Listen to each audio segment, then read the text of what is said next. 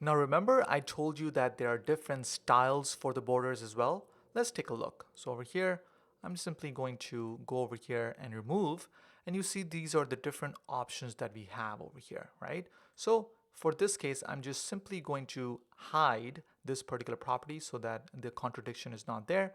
And over here, I'm going to come in and write border style and then select the different options that we have. So if I select double, you see that double style looks like this. It has double borders over here. Let's take a look at some other one.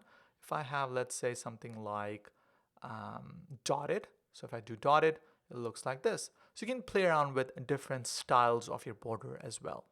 Now, one other thing you may want to do is, let's say you want a border, let's say only on the top and not on the bottom.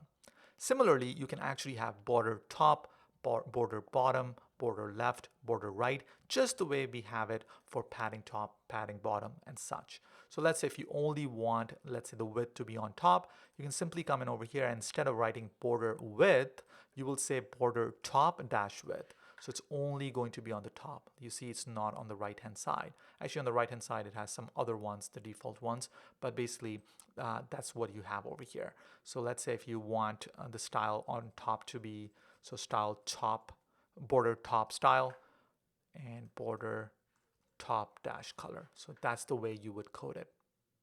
And if you want to use the shorthand format, you would simply say border dash top like such, and that particular thing is going to be applied on only the top hand side.